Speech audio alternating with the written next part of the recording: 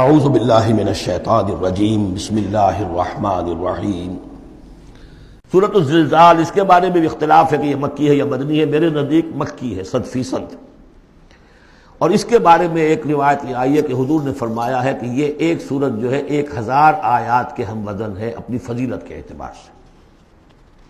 بسم اللہ الرحمن الرحیم۔ اذا زلزلت الارض زلزالها، جب زمین ہلائی جائے گی جیسے کہ ہلائی جائے گی، یعنی تم اس وقت اندازہ نہیں کر سکتے کیسے ہلائی جائے گی۔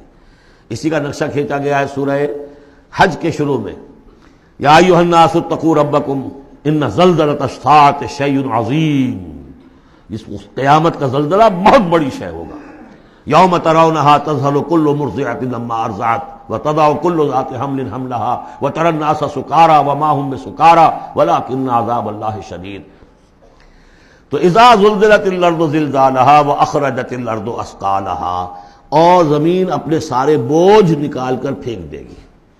انسان دفن ہوں گے، چاہے دفن ہو چاہے کہیں سمندر میں غرق ہوئے ہوں، آخر ان کے اجزاء کہاں گئے؟ اسی زمین میں ہے۔ سمندر کی تہ میں بھی تو زمین ہی ہے، کیا ہے؟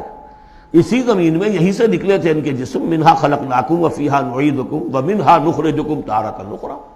وہ اپنے بوجھ نکال کے فارغ ہو جائے گی۔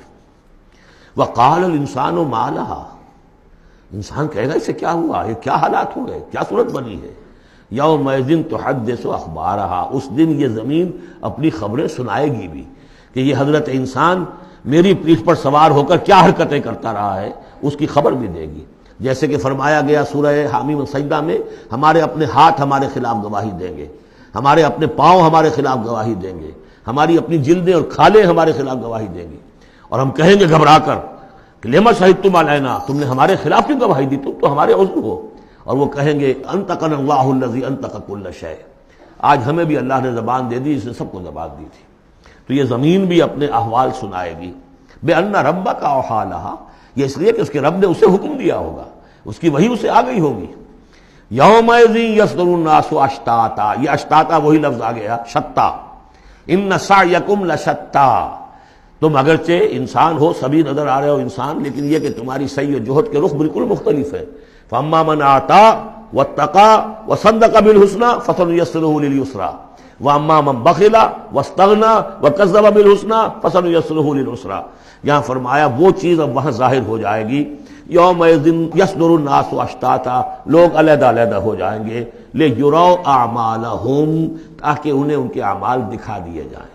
یہ اعمال نامہ ہے، کوئی ایک ہی بٹن دبے گا کسی اس بڑے جائنٹ کمپیوٹر کا جو اللہ نے رکھا ہوا ہے اپنے ہاں، وہ آپ کی پوری فلم اور آپ کا ایک ایک لفظ جو ہے موجود ہے۔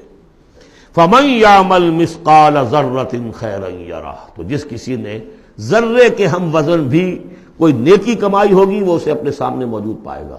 وَمَن يَعْمَلْ مِثْقَالَ ذَرَّةٍ شَرًّا يَرَهُ، اور جس کسی نے نیکی بدی کی ہوگی ذرے کے ہم وزن وہ سامنے۔ اب ذرہ کسے کہتے تھے عربی زبان میں؟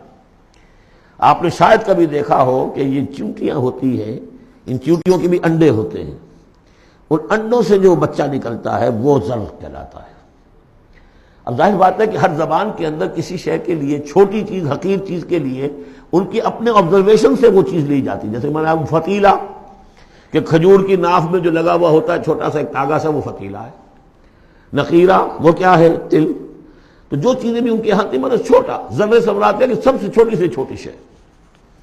فَمَن يَعْمَلْ مِثْقَالَ ذَرَّةٍ شَرًّا يَرَهُ، اس کا نقشہ ہم دیکھ چکے ہیں سورہ کہف میں، جب وہ اعمال نامہ رکھا جائے گا، ووضع الکتاب فترى المجرمین مشفقین مما فیہ ویقولون یا ویلتنا ما لهذا الکتاب لا یغادر صغیرۃ ولا کبیرۃ الا احصاها ووجدوا ما عملوا حاضرا، جو کیا ہوگا موجود ہوگا۔ صدق اللہ العظیم۔